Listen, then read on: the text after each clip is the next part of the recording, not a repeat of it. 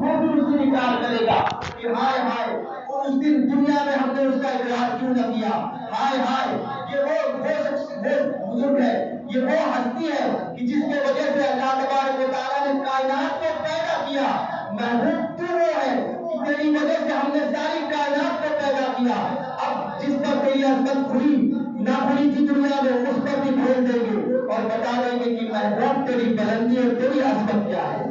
یہ آقا کا، یہ میرے آقا علیہ السلام کا اعجاز ہے، یہ حضور علیہ السلام کا اعجاز ہے۔ حضور علیہ السلام کے علاوہ یہ اعجاز اور کسی کو نہیں عطا کیا گیا، اسی لیے امام احمد رضا فرماتے ہیں رہے گا یوں ان کا چرچا رہے گا، کرے خاک ہو جائے جل جانے والے، جو جل گیا وہ خاک میں ہوا۔ میرے امام نے یہ شعر کہا تھا حضور علیہ السلام کی بارگاہ میں، بعد میرے امام سلام ہو تجھ پر، تیری بارگاہ کا یہ شعر حضور کی بارگاہ میں ایسا قبول ہوا کہ حضور یہ شعر تو قبول ہوا، تجھے بھی قبول کر لیا گیا، اور ایسا قبول کر لیا گیا کہ ان 100 سال میں کائنات میں دیکھا رہے گا امام احمد رضا کا چرچا رہے گا، احمد رضا کا چرچا رہے گا، بڑے خاک ہو جائے چل جائے۔ عشق محبت عشق محبت عشق محبت عشق محبت عشق محبت عشق محبت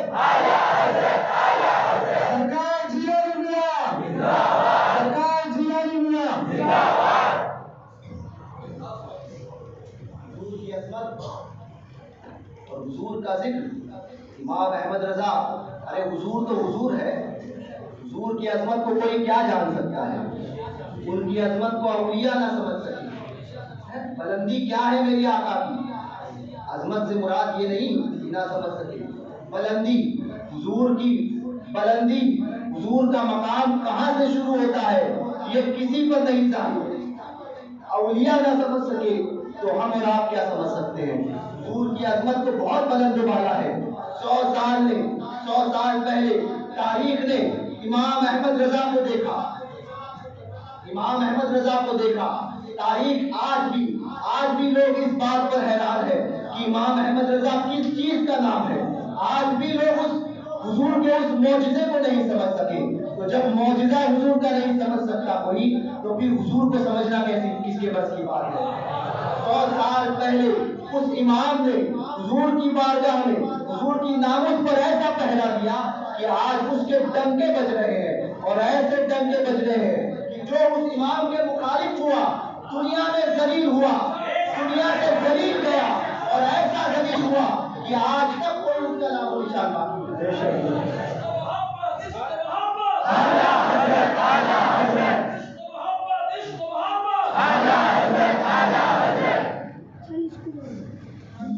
درود پاک پڑھے اللہم صلی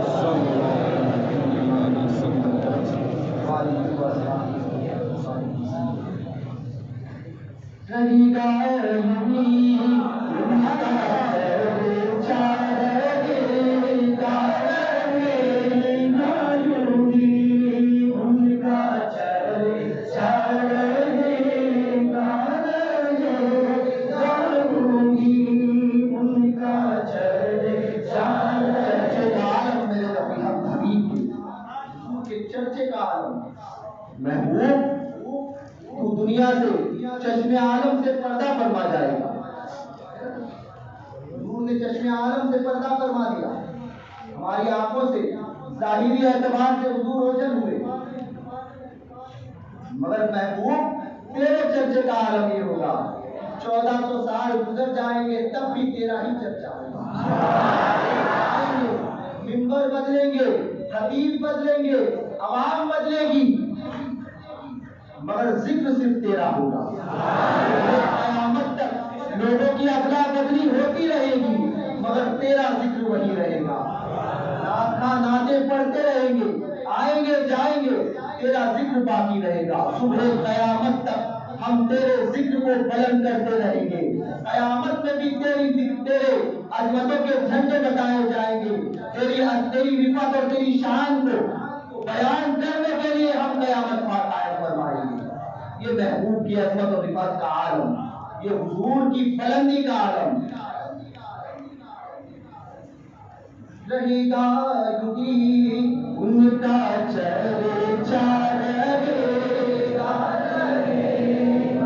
یوگی ان کا چرچا رہے گا بڑے خواب ہو جائے چل جانے والے بڑے خواب ہو جائے چل جانے والے ہوا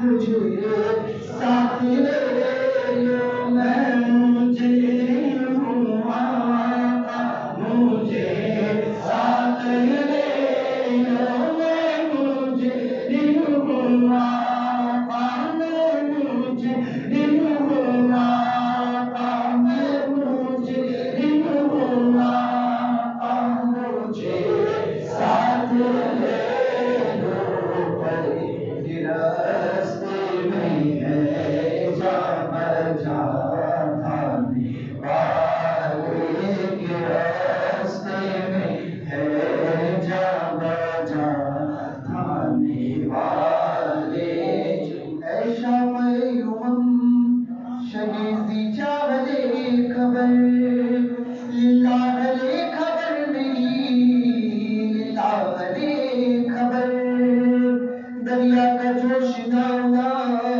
میرا ننا خدا میں ڈوبا تو کہاں ہے میرے شاہ لے خبر مجرم کو بارگاہ عدالت میں لائے ہیں تکتا ہے بے کسی میں تیری راہ دے خبر میں مجرم ہوں آقا مجھے ساتھ لے لو میں مجرم ہوں آقا میں مجرم ہوں آقا مجھے ساتھ لے لو کہ راستے میں ہے جا جانے والے راستے میں ہے جا جانے والے شفاعت کی ساعت اب آئی شفاعت کی ساعت اب آئی ذرا چل میرے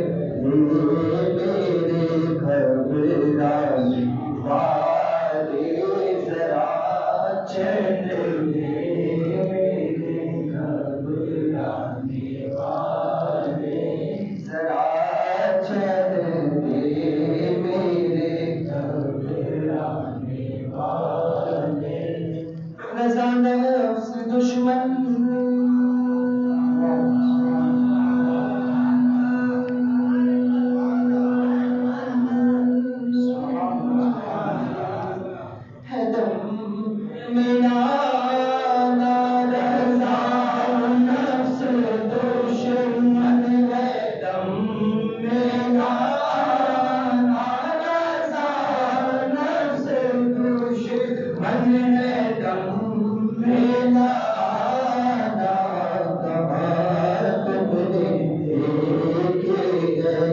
چندرانے والے کہاں تم نے دیکھے ہیں چندرانے والے میرا دل بھی چمکا دے چمکانے والے میرا دل بھی چمکا دے چمکانے والے میرا دل بھی چمکا دے چمکانے والے میرا دل بھی چمکا دے چمکانے والے میرا دل بھی چمکا دے چمکانے والے چمک تجھ سے آگے ہے سب پانے والے حضور کا ذکر ہے ایسا ذکر جس کو اللہ تبارک و تعالیٰ نے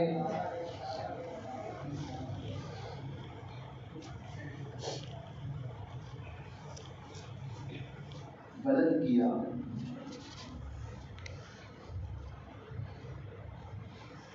وہ ایسا ذکر نہ کبھی ختم ہوا نہ کبھی ہوگا.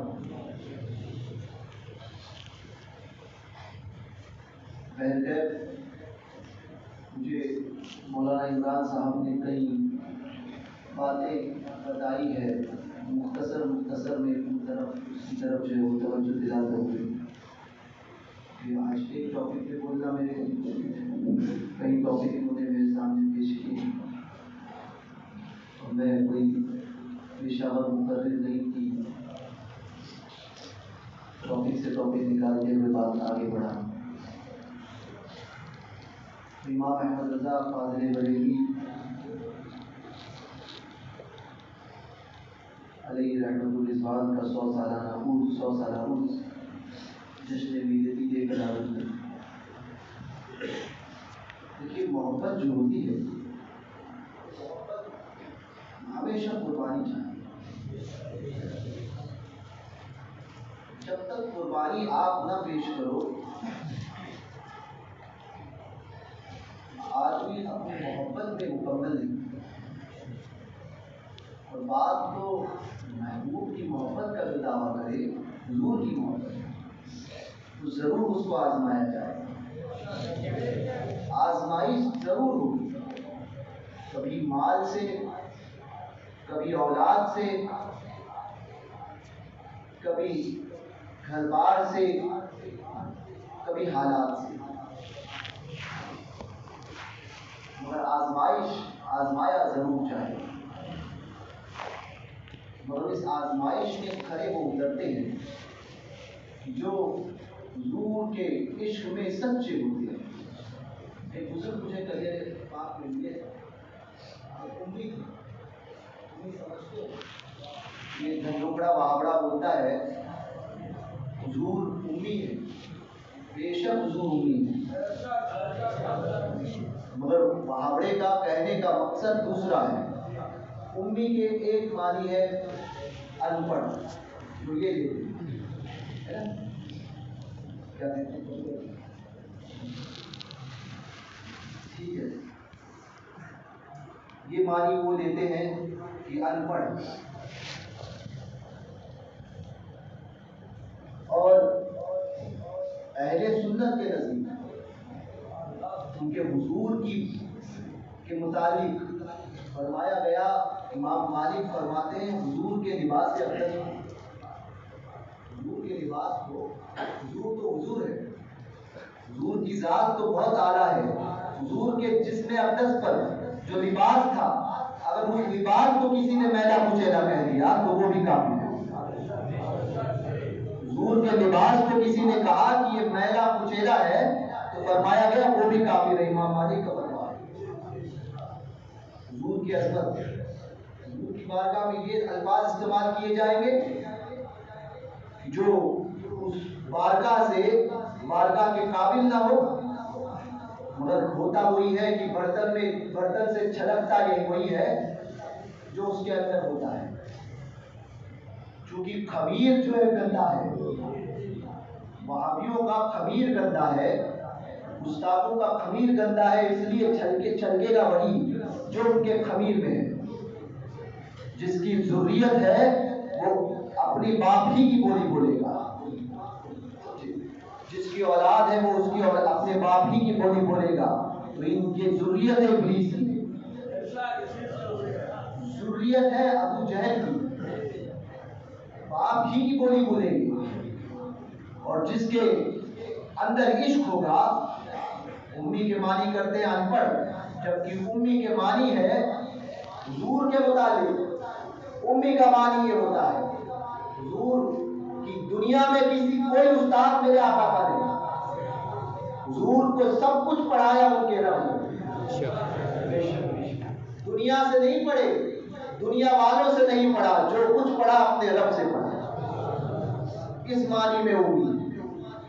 دنیا سے بے نیاز ہے میرے آقا، صرف اپنے رب کی بارگاہ کے نیاز نہیں۔ سب کچھ جو پڑھایا وہ سب کچھ میرے آقا کو میرے رب نے پڑھایا، حضور کے رب نے حضور کو سب کچھ پڑھایا۔ الرحمن علم القرآن، رحمان نے قرآن سکھایا۔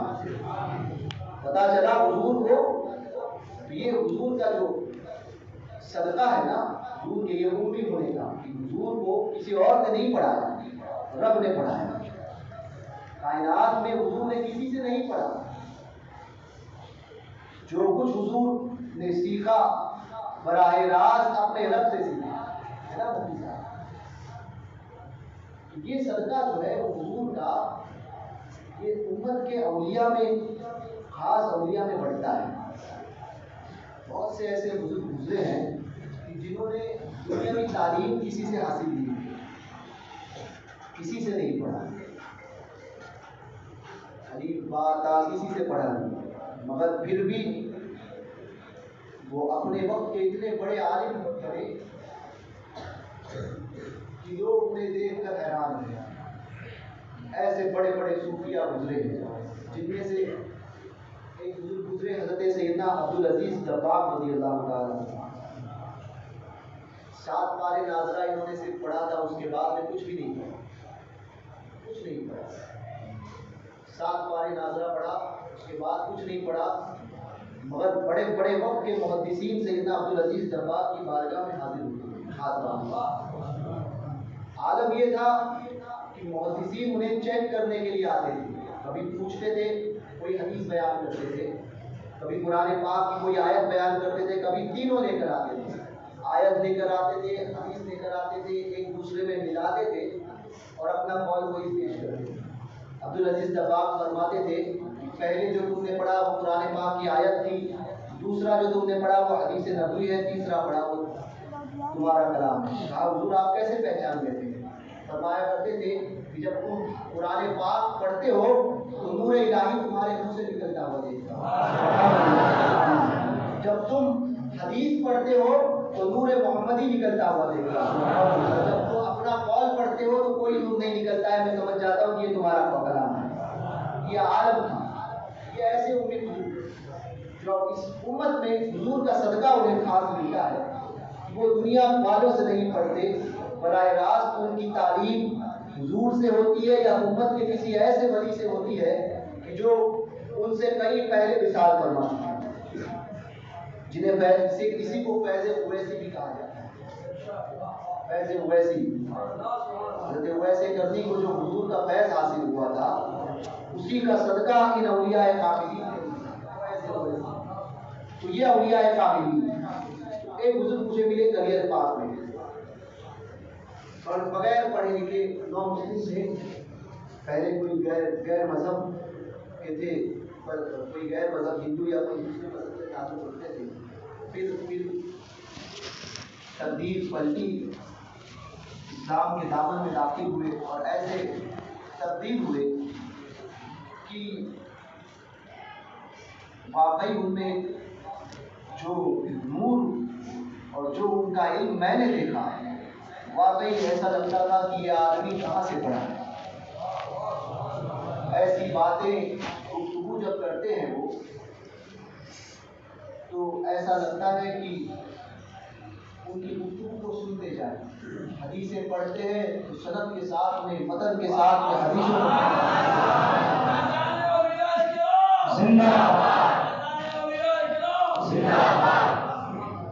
ایسے بزرگ ان کی تعلیم کے متعلق ایک مرتبہ عرض کیا، فرمانے لگے کہ میری تعلیم براہ راست حضور غوث پاک کی بارگاہ سے، براہ راست حضور غوث پاک نے مجھے پڑھایا۔ واقعی کوئی مل لے ان سے تو پتہ چلے گا کہ جب ان کی بارگاہ میں بیٹھا جائے، ابھی حیات ہے یا وصال ہو گیا میں نہیں جانتا، ملنے کے بعد میں ان کی بارگاہ میں بیٹھا جائے، کلکتہ میں رہتے ہیں وہ، کلیئر شریف میں میرا جانا ہوا، الحمدللہ جب بھی گیا ملاقات میری ہو جاتی ہے۔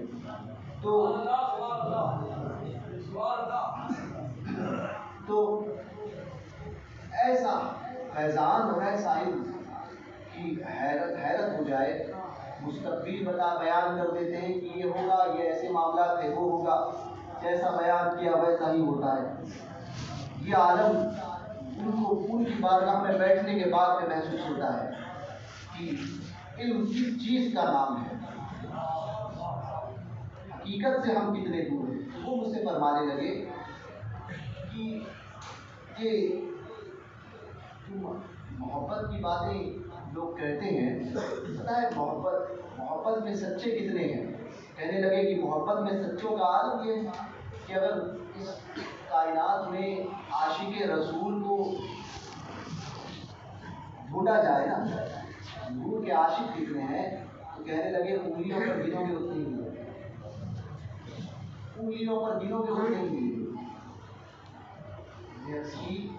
کتنے لوگ جو مسلمان ہیں، وہ کہا وہ جو اپنے آپ کو مسلمان کہتے ہیں، انہوں نے صرف اپنا ظاہر مسلمان بنایا، باطن میں کہیں نہ کہیں ان کے کھوٹ ہیں۔ عاشق ماننے لگے، عاشق تو وہ ہوتا ہے کہ جو جہاں چلے جائے ساری دنیا اس کے قدموں میں آئے۔ عاشق محبوب تو دنیا پر حکومت کرتا ہے۔ یہ جو آپ دیکھ رہے ہو کہ دنیا میں کٹے جا رہے ہیں، مارے جا رہے ہیں، یہ عاشق ہے۔ عاشق ہوتے تو ان کے اعمال ایسے نہیں ہوتے۔ یہ بات سمجھ میں آتی ہے کہ ہم حضور سے محبت کرتے ہیں، صرف دعویٰ ہے۔ وہ اسباب فرماتے ہیں شرک دو قسم کے، ایک شرک جلی، ایک شرک خفی۔ شرک جلی ہے اللہ کے علاوہ کسی اور کی پرستش کرنا، شرک خفی ہو کہ اللہ کے سوا کسی اور کے متعلق یہ گمان کرنا کہ یہ دنیا مجھے روزی دے گی۔ اب آپ بتائیے اس شرک خفی میں کہیں نہ کہیں ہم مبتلا ہے یا نہیں؟ ہر کوئی اس میں رہتا ہے، اس کو بات بول دوں گا، اس کے ساتھ میں جھگڑا کروں گا تو میری روزگار چلی جائے گی۔ ہر کوئی اسی فکر میں رہتا ہے، وہ پڑھا لکھا طبقہ ہو یا غیر پڑھا لکھا ہو، مگر حق بولنے کی جب بات آتی ہے تو وہ یہ کہتا ہے نہیں، اس سے اگر میں اس کے ساتھ میں لڑائی کروں گا تو اس کے تعلقات بڑے ہیں، یہ میرے روزگار بند کر دے گا۔ اس دنیا سے یہ توقع کرنا کہ یہ روزگار بند کرے گا، بہت بات فرماتے ہیں یہی شرک خفی ہے، یہی شرک خفی ہے۔ رزق کا دینے والا رزاق، اللہ ہی رزق دیتا ہے۔ کائنات میں کوئی نہیں جو رزق عطا کرے، اللہ دیتا ہے، حضور بانٹتے ہیں۔ بغیر حضور کے وسیلے سے یہاں دینے سے مراد جو ہے وہ اللہ ہی دیتا ہے۔ اس پہ جو میں نے زور ڈالا ہے نا، اس سے مراد اولیاء کاملین ضرور دیتے ہیں، یہ نہیں کوئی ہے جا کے کہے کہ ولی اللہ نہیں دیتے، میں نے کہا دیتے ہیں، مگر حقیقی دینے والا اللہ ہے، حقیقی دینے والا۔ یہاں پر میں حقیقت کی بات کر رہا ہوں، حقیقی دینے والا، رزق کا حقیقی دینے والا اللہ ہے۔ رزق کا حقیقی دینے والا اللہ ہے، تو دنیا سے یہ توقع کرنا کہ یہ رزق ہم سے چھین لے گا یا یہ رزق ہمیں دے گا، اس شرک میں کہیں نہ کہیں ہم مبتلا ہے یا نہیں، اس پر اپنا توجہ دو، اپنے دل پر غور کرو۔ لوگ سمجھتے ہیں کہ یہاں سے نوکری نکل گئی، فلاں جگہ پہ نہیں ملے گی، اس لیے صرف چاپلوسی اب چلتی ہے۔ اس کی بارگاہ میں رہو تو چاپلوسی کرو، اس سیٹ سے ملو تو چاپلوسی کرو، اس دادا کے پاس رہو، بھائی کے پاس رہو تو چاپلوسی کرو، اپنا کام نکالو۔ تو تم بندے خدا کم اور چاپلوس زیادہ بن گئے۔ یہ حال تمہارا اور ہمارا ہے۔ خوف ایسا طاری ہو گیا ہم پر کہ ہم دیکھتے ہی نہیں ہیں کہ حق کیا ہے، صحیح کیا ہے، غلط کیا ہے۔ کوئی بڑا سیٹ اگر معاشرے میں کوئی بدکاری کرے، کوئی غلط کام کرے تو ہم کہتے ہیں نہیں، وہ حاجی، وہ بڑے سیٹ نے کہا، وہ بڑے سیٹ نے کیا، اس ایم ایل اے نے کیا، اس ایم پی نے کیا، اس کارپوریٹر نے کیا تو وہ کام صحیح ہوگا۔ بلکہ اگر پیچھے سے برا کہیں گے تو سامنے سے ہمت نہیں ہوتی، نہیں، آپ نے بڑا اچھا کام کیا، آپ نے بڑا اچھا کام کیا۔ یہی چاپلوسی، یہی چاپلوسی۔ حضرت لوط علیہ السلام، حضرت یوشع بن نون علیہ السلام، حضرت یوشع بن نون علیہ السلام کی قوم، حضرت یوشع بن نون علیہ السلام کو اللہ تبارک و تعالیٰ نے وحی فرمایا کہ حضرت موسیٰ کلیم اللہ علیہ السلام کے خلیفہ ہیں۔ حضرت یوشع بن نون موسیٰ علیہ السلام کے خلیفہ ہیں اور نبی ہیں۔ تو اللہ تبارک و تعالیٰ نے ان پر وحی نازل فرمائی، اے یوشع میں تمہاری قوم سے 40,000 بدکاروں کو اور 60,000 نیکوکار کو ہلاک کروں گا۔ 40,000 بدکار اور 60,000 نیکوکار، 40,000 برے اور 60,000 اچھے۔ یوشع بن نون علیہ السلام نے عرض کی مولا 40,000 بروں کو ہلاک کرنے کی بات تو سمجھ میں آئی، اچھوں کو کیوں، نیکوکار کو کیوں ہلاک کیا جا رہا ہے؟ مولا تبارک و تعالیٰ نے فرمایا یوشع اس لیے کہ یہ 60,000 نیکوکار انہیں 40,000 بدکاروں کے ساتھ میں بیٹھ کر کھانا کھاتے ہیں، پانی پیتے ہیں اور انہیں کبھی روکتے نہیں، اس لیے ان 60,000 کو بھی ہلاک کر رہا ہے۔ بتاؤ آج ہماری قوم اس میں مبتلا ہوئی ہے نہیں، کوئی کسی کو بولنے کو تیار نہیں، کیونکہ بول کر برائی اپنے دامن میں کون ہے، یہی سب سوچتے ہیں اپنے دامن میں برائی کون ہے، کسی سے مخالفت موڑ کیوں لے۔ تو یاد رکھنا ایک بات، دشمنی کرو تو اللہ اس کے رسول کی رضا کے خاطر، دوستی کرو تو اللہ اس کے رسول کی رضا کے خاطر، اللہ اس کے رسول کے دشمنی سے دشمنی کرو اور اللہ اس کے رسول کے دوستوں سے دوستی کرو۔ یہ پیمانے جو بدلتے ہیں نا کہ کسی کے لیے ہاں ہوتا ہے اور کسی کے لیے نہ ہوتا ہے، ان پیمانوں میں تولو مت ایک دوسرے کو، حکم سب کے لیے یکساں ہوتی ہے۔ اگر کوئی بڑا آدمی غلط کام کرے تو اس کو غلط کہنے کی طاقت رکھو، یہ نہیں کہ جو آپ سے چھوٹا ہے جس کو آپ دبا سکتے ہیں اس کو اتنا دباؤ کہ وہ غلط کام کرے تو بولتے رہو، یہ نہیں، یہ دوگلی پالیسی چھوڑ دو، دو رنگی چھوڑ دے یک رنگی ہو جائے، ایک رنگ پکڑ لو۔ دوہری پالیسی، جو دوہری پالیسیاں چل رہی ہے آج معاشرے میں، یہ بھی صحیح، یہ بھی صحیح، یہ بھی صحیح، یہ بھی صحیح، تو یہ دوہری پالیسیاں وہی کرتا ہے جو خود غلط ہوتا ہے۔ اہل حق کا تو کام یہ ہوتا ہے کہ سامنے کوئی بھی ہو وہ ہمیشہ حق بیان کرے گا، وہ یہ نہیں دیکھے گا کہ سامنے میرے سامنے کوئی منسٹر ہے، کوئی بڑا بھائی ہے یا کوئی بڑا پٹیل ہے، یہ نہیں دیکھے گا، وہ یہی دیکھے گا کہ مصطفیٰ اللہ اس کے رسول کا فرمان کیا ہے، اس کی نظر صرف اسی پر ہوگی، اسی پر ہوگی۔ محبت کا دعویٰ یہ بھی محبت کے تقاضوں میں سے ایک تقاضا ہے کہ جب بولو تو حق بولو۔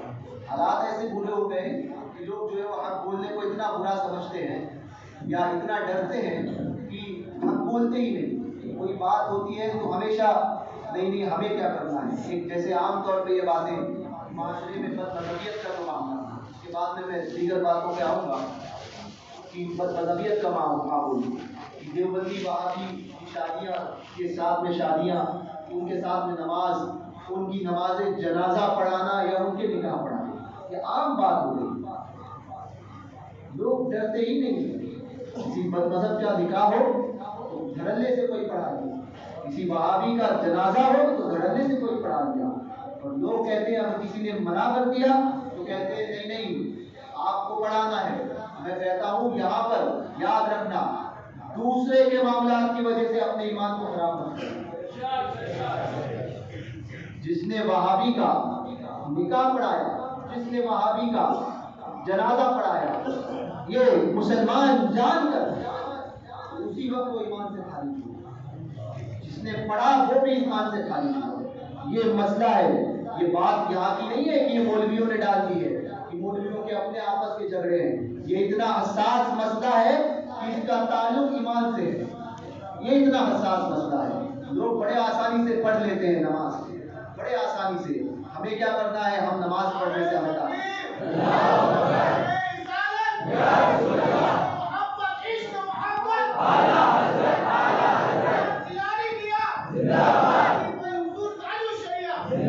بڑی آسان ہوتی ہے. پڑھتے ہیں نماز، کہتے ہیں نہیں نہیں ہمیں تو فتنہ ٹالنا تھا. میں نے کہا فتنہ ٹالنے کے لیے اپنا ایمان خراب کیا، فتنہ ٹالنے کے لیے اپنا ایمان خراب کیا اور اسی فتنے میں مبتلا ہو گیا. پر مذہب کا نکاح پڑھ لیا، پڑھا لیا، یا اس کا جنازہ پڑھ لیا، اس میں شامل ہو گیا اور پھر یہ کہتے ہیں کہ ہم مسلمان ہیں. مسلمانوں، یہ ایمان کا تقاضا نہیں ہے. ایمان تو یہ کہتا ہے کہ اللہ کی سرتا کا قدم شان ہے، یہ انسان نہیں انسان، وہ انسان ہے. یہ قرآن تو ایمان بتاتا ہے، انہیں ایمان یہ کہتا ہے میری جان ہے.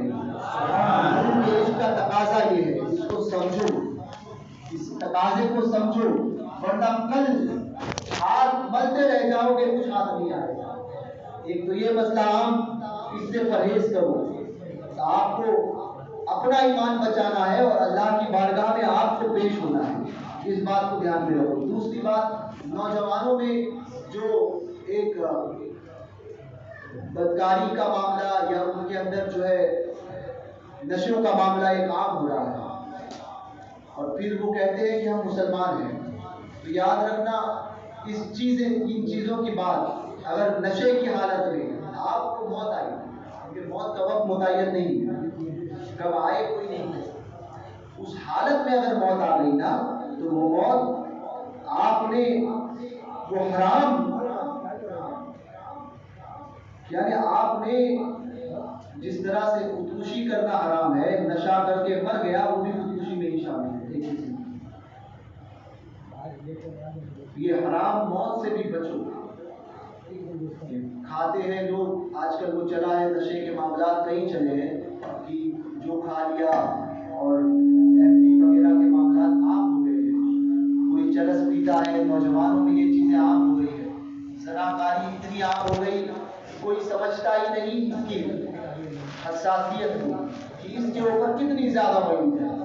یاد رکھنا، تم اپنی نگاہوں سے اگر تم کسی عورت کی، تمہارے ہاتھ سے زنا جو ہے نا، یہ قرض ہوتا ہے. اگر تم نے زنا کیا تو یاد رکھنا یہ قرض تمہاری اولاد سے اتارا جائے گا، ہوگا. اولاد کے ساتھ میں بھی یہی معاملہ ہوگا. یہ قرض جو ہے وہ آپ نے چھوڑ دیا ہے نا، وہ قرض پورا کیا جائے گا. زنا ایک قرض ہے، وہ قرض اتارا جائے گا. آپ کے ہاتھ سے، آپ کے کردار سے کسی کی بہن اگر محفوظ نہیں رہی تو پھر خیر منانا کہ آپ کے گھروں میں بھی کوئی محفوظ نہیں رہ پائے گا. یہ بات ہو کے رہے گی، یہ بات ہو کے رہے گی. اس لیے ان باتوں سے توبہ کرو. نوجوانوں، یاد رکھنا زندگی بہت مختصر ہے. ایک بزرگ نے کہا تھا کہ زندگی کا وقت کتنا ہے؟ فرماتے وقت کتنا ہے، اذان ہوئی، پیدا ہوئے تو اذان ہوئی اور مرے تو نماز ہوئی. بس اس درمیان کا جو وقت ہے وہی آپ کی زندگی ہے. اذان تو ہمارے کانوں میں ہوتی، اب صرف نماز کی دیری ہے. اور اذان سے، اقامت سے جو ہے وہ نماز جو ہے وہ نماز کے بیچ میں کتنا فاصلہ ہوتا ہے یہ آپ جانتے ہیں. پہلے کان میں اذان ہوتی ہے، دوسرے میں اقامت ہوتی ہے نا. ہندی میں اذان دی جاتی ہے، الٹے کان میں اقامت دی جاتی ہے بچے. تو اذان دی گئی، اقامت دی گئی، اب نماز کی تیاری. نماز کھڑی ہونا باقی ہے، بس کھڑا ہوتے ہیں. اقامت کے بعد میں نماز کھڑی ہونے میں کتنا وقت ہوتا ہے؟ بس یہی وقت آپ کے پاس ہے. اس وقت میں اس وقت کا استعمال آپ کیسے کرتے ہو یہ آپ کے اوپر ہے. زندگی بہت مختصر ہے. یہ مختصر زندگی میں آپ نے جو کچھ کیا، اس زندگی کا سارا حساب، ایک ایک لمحے کا حساب رب کی بارگاہ میں پیش کرنا ہے. کیسے گزاری، کیا کھایا، کیا پیا، کہاں سے کمایا، کہاں خرچ کیا، یہ ساری چیزیں. جوانی کیسے گزاری، بڑھاپا کیسے گزارا، کس کے ساتھ میں کیا کیا، یہ ساری چیزیں پیش کرنی ہوگی رب کی بارگاہ میں. ہر ایک کا سوال مجھ سے کیا جائے گا. یاد رکھنا اس دن یہ کہہ کر ہائے ہائے مجھے نہیں پتا تھا، مجھے کوئی کہنے والا نہ تھا. حدیث پاک میں آتا ہے کہ دیہاتی گاؤں کے رہنے والے دیہاتی جو ہے مقبول حدیث ہے کہ اپنے کم علم کے سبب جہنم میں داخل ہوئے، کم علم کے سبب۔ تو وہ ان سے کہا جائے گا کہ تم نے جو ہے وہ کیوں ایمان نہ لائے؟ وہ کہیں گے مولا ہم تک کوئی جو ہے وہ اس بات کی خبر دینے والا پہنچا ہی نہیں، اس لیے جو ہے وہ ہمیں کیسے پتا چلتا کہ ہمیں کوئی خبر کسی نے دیا ہی نہیں۔ تو رب فرمائے گا کیا تم نے سورج میری نشانیوں کو دنیا میں نہ دیکھا؟ سورج کو اگتا ہوا نہیں دیکھا؟ کیا تم نے سبزے کو زمین سے اگتا ہوا نہ دیکھا؟ آسمان سے بارش کو برستا ہوا نہ دیکھا؟ تم نے کیوں تحقیق نہ کی؟ اس کم علم کے سبب جہنم میں۔ یاد رکھنا علم حاصل کرو، بعد میں یہ کہنا کہ ہمیں کسی نے سمجھایا نہیں، کسی نے بتایا نہیں، یہ عذر آپ کا عذر لغو ہوگا۔ لغو یعنی دولا عذر، اس کا وہ عذر کوئی جو ہے وہ کام نہیں آئے گا۔ اس لیے اپنا وقت سمجھو، یہ وقت اتنا قیمتی ہے نا آپ کے لیے کہ ہر لمحہ ہر سانس جو ہمارے اندر جاتی ہے نا، اندر جاتی ہے تو ہماری زندگی کو بظاہر ہم سمجھتے ہیں کہ بڑھا رہی ہے، مگر جیسے ہی وہ سانس باہر آ گئی تو ہماری زندگی کم ہوئی، ہم اپنی موت سے قریب تر ہوتے جا رہے ہیں۔ اور وقت آئے گا کہ موت آئی اور پھر وہ نماز ہوئی۔ اب وہ نماز ہوئی، اب ہمارے لیے کوئی عمل دوسرا نہیں ہے۔ اب ہمارے اعمال کا چیپٹر جو ہے نا وہ اعمال کا جو چوپڑا ہے وہ کتاب ہی بند، اب وہ وہی اعمال جو ہم نے کیے تھے رب کی بارگاہ میں ہمیں پیش کرنا ہے۔ تو سنیو، اپنی عزت، آپ ہو کون، آپ کا مقصد کیا ہے وہ سمجھو۔ زندگی بہت مختصر ہے، مرنا ہے، مرنے کے بعد میں رب کی بارگاہ میں حاضر ہونا ہے۔ اب اس زندگی کو آپ کو کیسے گزارنا ہے کہ آپ سمجھیں۔ ایک دوسرا مسئلہ ہے عام کہ جو معاملات ہو رہے ہیں، عورتوں کی بچیاں جو بھاگ رہی ہیں اس کی طرف توجہ دیں، اپنی بچیوں کو تعلیم پردے کے ساتھ دلائیں اور سختی کریں اپنی بچیوں پر، یہ نہیں کہ موبائل دلا دیے، وہ کیا دیکھ رہی ہے، کس سے بات کر رہی ہے۔ یاد رکھنا ایک عورت جو ہے وہ اپنے ساتھ جو ہے وہ جب اس کو حکم ہوگا کہ جہنم میں لے جایا جائے اس کے اعمال کے سبب، تو وہ کہے گی کہ مولا میرے شوہر کو بھی، میرے باپ کو بھی اور میرے بھائی کو۔ ایک عورت 3 کو جہنم میں لے کے جائے گی، شوہر، باپ اور بھائی۔ وہ کہے کہ ہم نے کیا کیا ہے؟ پوچھا جائے گا انہوں نے کیا کیا؟ کہا کہ جب میں بدکاری میں مبتلا تھی یا میں جب گناہ کرتی تھی تو ان میں سے کسی نے مجھے روکا نہیں۔ حکم ہوگا ان کو بھی ساتھ میں لاؤ۔ اب یہ ذمہ داریاں آپ کی ہیں، بچوں کو پڑھاؤ مگر صاحب کی نظر سے ضرور دیکھنا، اور بچیوں کو اتنا ماڈرن مت بناؤ کہ وہ اپنا کردار، اپنی اسلامی تعلیم بھول جائے، اپنی سنسکرتی بھول جائے۔ اپنی اولاد کو سب سے پہلے اپنی تعلیم، اپنا دین پلاؤ، اپنی سنسکرتی پلاؤ، جو ہمارا کلچر ہے، جو دین اسلام ہے وہ پلاؤ۔ بعد میں کوئی یہ نہیں کہے گا کہ جب دین اسلام کی تعلیم ہم اپنی اولاد کو دیں گے نا تو پھر بعد میں ہماری اولاد نافرمان کی ہوگی، کیونکہ وہ ہر کام میں اللہ اس کے رسول کی رضا کو ڈھونڈے گی۔ ماں باپ کو تکلیف دینا نہیں، اللہ اس کا رسول ہم سے ناراض ہو جائے گا، اور اولاد کے حقوق کو ادا کرنے میں بھی وہ اولاد آگے رہے گی۔ کیوں؟ کیونکہ دین کی تعلیم ہم دیتے ہیں، تو اپنی اولاد کو دین کی تعلیم دو۔ جو اس سے ناشنا ہے وہ اپنے ارد گرد ماحول پیدا کرے اور اسلامی ماحول کو پیدا کر کے دین کے قریب آنے کی کوشش کرے۔ یہ نہیں کہ آج سیکھ لیا، ہم نے آج سنا، کل جانے کے بعد میں کسی نے پوچھ لیا تقریر کیسی رہی، کیا سنا، تو کہا کچھ نہیں۔ دل پر اثر کرنے کی کوشش کرو۔ ہوتا یہ ہے کہ ہم نے یہاں سے سنا، یہاں سے نکال دیتے ہیں۔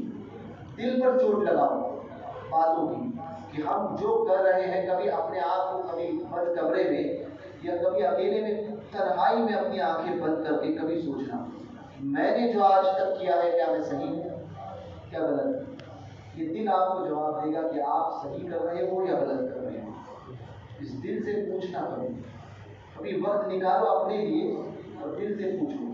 وہ یہ کہتا ہے بدمذہبوں کے ساتھ میں جو رشتہ داریاں ہوتی ہے، میں کہتا ہوں اس رشتہ دار سے، رشتہ داریاں کرنے والے سے میں کہتا ہوں کہ یہی بات اگر تمہارے ساتھ میں تمہاری دشمن کوئی تمہارے سامنے ہوگا، تمہارا ذاتی دشمن ہے، تو بتاؤ اپنی بچی کو اس کے ساتھ میں نکاح میں دو گے؟ آپ کے ذاتی دشمن کو آپ اپنی بچیاں دو گے؟ تو کہیں گے نہیں۔ میں نے کہا وہ مسلمان ہو، کلمہ پڑھتا ہو، ایمان والا ہو، مگر آپ کا دشمن ہے، تو کیا آپ اس کے ساتھ میں رشتہ داری کرو گے؟ کہا نہیں۔ میں نے کہا بس یہی حضور کی محبت کا تقاضا ہے۔ حضور کے گستاخوں کے ساتھ میں رشتہ داریاں کرنے میں شرم نہیں آتی۔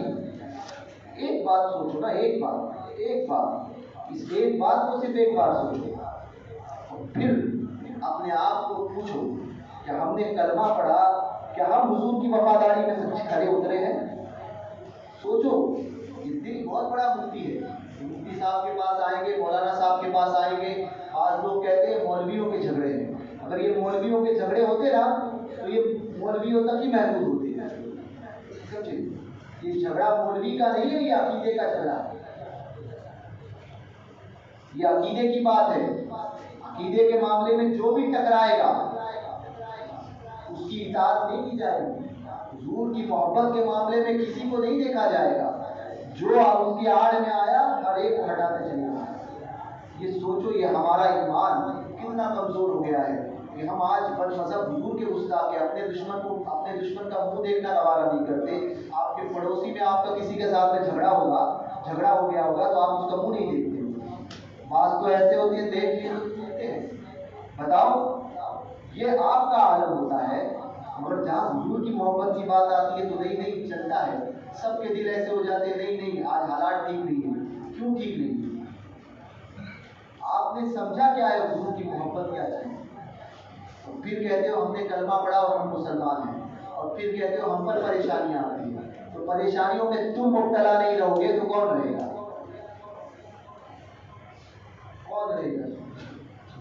پریشانی میں تم مبتلا نہیں رہو گے تو رہے گا کون؟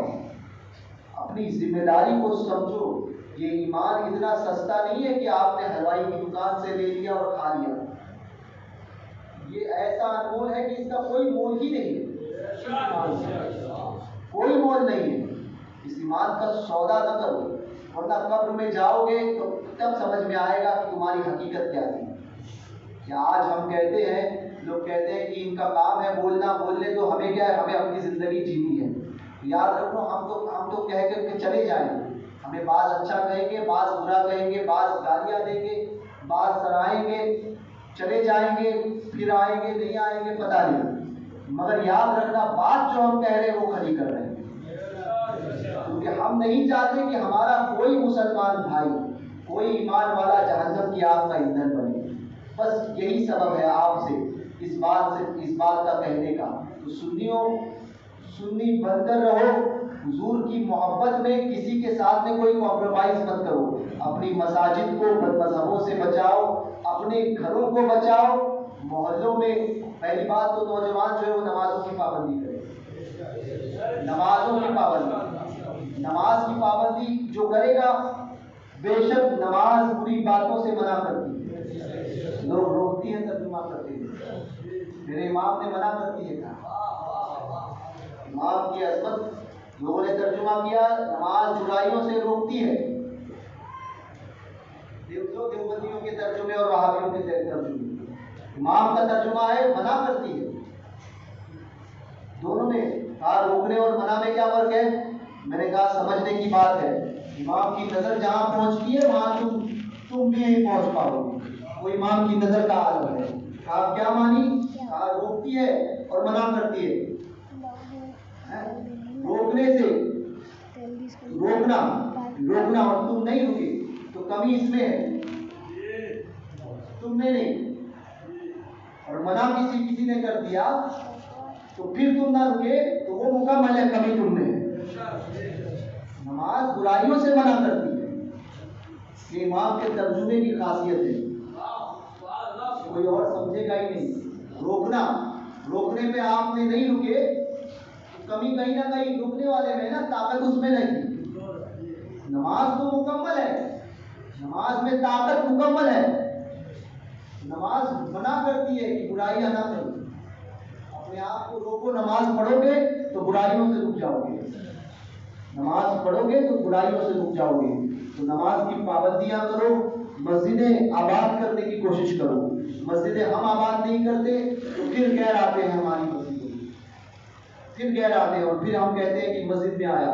یاد رکھو جب ہم خود نماز پڑھیں گے نا تو پھر کوئی ہماری مسجد میں قدم رکھنے کی کوشش نہیں کرے گا۔